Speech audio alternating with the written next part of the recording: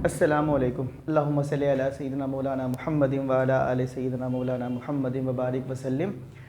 अपने तमाम सुनने और देखने वालों की खिदमत में प्रोफेसर सैयद अतहर अली का बहुत ही एहतराम बसद इकराम और तकरीम के साथ सलाम। उम्मीद करता हूँ कि आप लोग सब खैरियत से होंगे और अल्लाह तबारक व तआला की फ़ज़ल व करम से मैं भी बिल्कुल खैरियत से हूँ। और मुझे उम्मीद है कि आप लोग जितना मैथ मैंने अब तक करवा दिया है उसको अच्छी तरीके से ना सिर्फ ये कि सीख रहे होंगे बल्कि उसके मुताबिक प्रैक्टिस भी कर रहे होंगे। अक्सर व बेशतर मेरे मुंह से कुछ कैलकुलेटेड डेज़ निकल रहे होते हैं कि जी इतने दिन रह गए एग्ज़ाम में, उतने दिन रह गए, ताकि मैं बच्चों को पर को जो है ना थोड़ा थोड़ा हल्का हल्का प्रेशराइज़ करूं और तैयारी की तरफ माइल करूं। उसी सिलसिले में आज की कड़ी ये है कि आज हमारे ग्रुप में संडे के दिन भी बच्चे यहाँ पर मौजूद हैं और आप इस वीडियो के बनने के बाद बाकायदा मेरा लेक्चर होगा जिसमें ई कैट के स्टूडेंट्स भी हैं और जो normal first year second year के ग्रुप होते हैं उसके बच्चे भी मौजूद हैं। एग्ज़ाम के लिहाज से मैं बात कर रहा था तो मेरे ख्याल में शायद 85 या 86 डेज़ बाकी रह गए, उसके बाद आपका एग्ज़ाम है। और एग्ज़ाम बस सुनते अचानक से एग्ज़ाम भी ख़त्म हो जाएंगे, उसके बाद आपके प्रैक्टिकल्स होंगे और फ़ौरन देखते ही देखते आप लोग सेकेंड ईयर में आ जाएंगे। तो तैयारी को बहुत ही पुरजोश तरीके से रखिए, तैयारी को बहुत ही हतमी तरीके से रखिए और फाइनल टच देते चले जाइए। एक दो अनाउंसमेंट छोटी छोटी सी कर दूँ, बल्कि शायद ये तीन अनाउंसमेंट हो जाएंगी कि जो मैंने अपने चैनल के ऊपर केमिस्ट्री के इंपॉर्टेंट बता रखे हैं वो पिछले साल के लिहाज से इंपॉर्टेंट थे। इस साल के लिहाज से मैं वीडियोस नई बनाऊंगा, अनकरीब बनाऊंगा, तो उसका इंतज़ार कीजिएगा, उसके मुताबिक तैयारी कीजिएगा, क्योंकि इस दफ़ा सिलेबस जो है वो 75% है, रिड्यूस है। तो इस दफ़ा जो वीडियो बनाऊंगा उसके मुताबिक तैयारी कीजिएगा। ये ना हो कि आप पिछली वीडियो देख लें और फिर बोलेंगे सर आपने इतना सारा काम करवा दिया। तो इस दफ़ा 75% सिलेबस के ऊपर वीडियो बनेगी।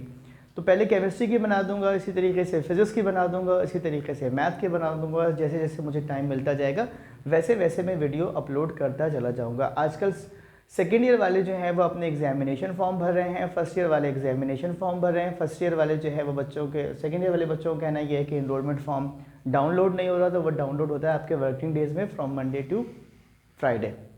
तो वर्किंग आवर्स में, वर्किंग डेज़ में उसको आप डाउनलोड करें, उसकी फ़ोटोकॉपी करवाएं और एग्जामिनेशन फॉर्म के साथ जमा करवाएं। बातें बहुत होती रहेंगी, तो पहले आज का एक सवाल कर लेते हैं। ये सवाल ना ऐसे कलाबाजियाँ खाता हुआ पहले एचपी से एपी में जाएगा, फिर एपी से दोबारा एचपी में आएगा और आप देखिएगा फाइनली आज हम सीक्वेंस बनाना सीखेंगे एचपी के अंदर। बिल्कुल उसी तरह बनाएंगे जैसे हम एपी में बनाते थे, लेकिन एपी और एचपी में फार्मूलाज का फ़र्क है। ये एक्सरसाइज चलती ही फार्मूलाज की बुनियाद पर है। ठीक, तो आ जाए, फर्स्ट ईयर का मैथ है, एक्सरसाइज है 4.8 का क्वेश्चन नंबर है 3। If the sum of first and sixth term of HP is 31/116। कहता है कि अगर किसी एचपी के पहले और छठे टर्म, थैंक यू बेटा फ्रसिया, पहले और छठे टर्म्स का मजमुआ या सम 31/116 है, तो फाइंड कीजिए, फाइंड द हार्मोनिक सीक्वेंस। हमें सीक्वेंस बनानी है, वो सीक्वेंस आ भी जाएगी, बता देंगे आपको कैसे आती है।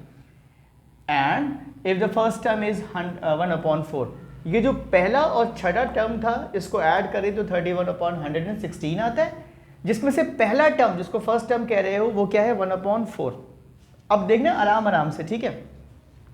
सोल्यूशन की हेडिंग दी, सवाल एचपी में तो जवाब भी एचपी से शुरू होगा। तो हमने बोला इन एचपी, उसने बोला था फर्स्ट टर्म और सिक्स टर्म, तो हमने उसको फर्स्ट टर्म को A1 लिख दिया, सिक्स टर्म को A6 लिख दिया। दोनों को अगर मैं ऐड करता हूं तो कितना आता है, 31/116। इसमें से मुझे A1 दिया हुआ है उसने, बहुत बहुत शुक्रिया, थैंक यू वेरी मच, आपने बड़ा एहसान किया कि हमें फर्स्ट टर्म दे दी। इस पर हमने लिख दिया 1/4, ठीक है, plus A6 is equals to 31/116। अब देखो हम इससे A6 निकाल सकते हैं ना, कैसे? अगर मैं 1/4 को उधर ले जाऊं और 31/116 में से माइनस कर दूं तो मेरे पास आ जाएगा 1/58, मेरे पास A6 आ गया। मज़ेदार बात ये हो गई कि मुझे A1 भी पता चल गया जो कि किताब सवाल में दिया हुआ था, मैंने A1 की मदद से A6 भी निकाल लिया, वो ये आ गया 1/58।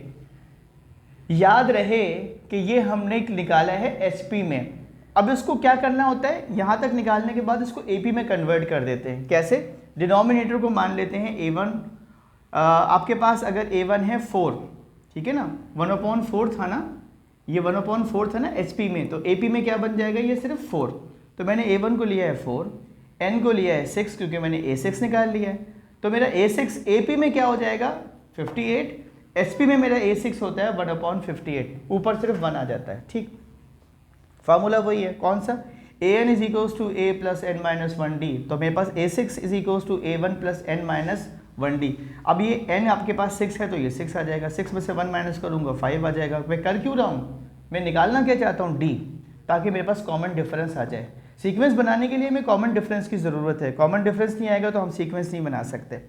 तो 58 इज इक्वल्स टू आपके पास हो जाएगा 4 प्लस 6 माइनस 1d यानी कि 5d, तो 58 is equals to 4 plus 5d। अब चलते हैं जनाब, इसको मैंने फ्लिप कर लिया ताकि मैं d आसानी से निकाल सकूँ। 4 plus 5d is equals to 58, 5d is equals to 58 minus 4, minus कर दूंगा तो ये हो जाएगा 54, d निकल आएगा मेरे पास 54/5। परफेक्टली डिविजिबल नहीं है, इसलिए मैं इसको फ्रैक्शन में ही रखता हूँ, ऐसे रहने देता हूँ। अब मुझे HP का ना फार्मूला पता है, SP का फार्मूला क्या होता है, an is equals to 1/a plus n minus d। अब अगर मैं सीक्वेंस मुझे बनानी है तो मुझे पहले A1 निकालना होगा। A1 के लिए मेरा n क्या होगा, 1 होगा, तो 1/A1 के लिए, यहाँ A तो आपके पास 4 था ना, इस n की जगह पे 1 आ गया, 1 में से 1 माइनस करूँगा 0 हो जाएगा, ये पूरे को 0 बना देगा, सिर्फ बचेगा क्या, 1/4। तो मेरा A1 क्या आ गया, 1/4। मेरी पहली टर्म आ गई है 1/4, मुझे d भी मालूम है, ठीक है। अब मैं दूसरी टर्म निकालता हूँ। दूसरी टर्म निकालने के लिए मैं n को क्या लेता हूँ, 2। तो इस फॉर्मूले में कुछ नहीं होगा, जहां आपने पहले 1 रखा था अब यहाँ पर 2 आ गया, 2 में से 1 माइनस करूंगा 1 आ जाएगा, यानी कि 54/5 ऐसे ही आ जाएगा, क्योंकि 1 से मल्टीप्लाई करेंगे तो ऐसे ही हो जाएगा। अब ये होगा 1/4 प्लस 54/5, ठीक है। कैलकुलेटर में डालिए, ये आपको देगा 74/5। आप एलसीएम निकाल के भी कर सकते हैं, लंबी हो जाएगी, आपके पास टाइम नहीं होता एग्जाम में, तो आजकल तो साइंटिफिक कैलकुलेटर आपको अलाउ है, आप उसमें वैल्यू डालें सीधा सीधा, आपके पास आ जाएगा 74/5। अब ये जो किसी डिनोमिनेटर का डिनोमिनेटर होता है, ये न्यूमरेटर होता है, ये 5 ऊपर आ जाएगा, आपके पास A2 बन जाएगा 5/74। दूसरी टर्म भी आ गई 5/74। तीसरी टर्म के लिए n लेंगे 3, n की जगह पे आ जाएगा 3, सिंप्लीफाई करूंगा तो आ जाएगा 1/128/5, ठीक है। 5 ऊपर आएगा क्योंकि न्यूमरेटर है, तो ये बन जाएगा 5/128। ये बन गया आपके पास क्या चीज़, 5/128, ये आ गई तीसरी टर्म। चौथी पांचवी टर्म निकालने की जरूरत नहीं है, बस 3 ही टर्म निकालते हैं, कॉमा लगा के 3 डॉट लगाते हैं, जिसको हम बोलते हैं एलिप्सिस। ये रही आपकी हार्मोनिक सीक्वेंस। एंजॉय करें मैथमेटिक्स को, और इंशाअल्लाह अज़ीज़ मिलेंगे अगले सवाल में अगली एक्सरसाइज के साथ। अपना बहुत ख्याल रखिएगा। वीडियो तो पसंद आ ही गई होगी, शेयर भी कर देंगे और लाइक भी करेंगे, कमेंट्स भी करेंगे। अल्लाह ताला आपको कामयाबियों से नवाजे। अल्लाह हाफ़िज़।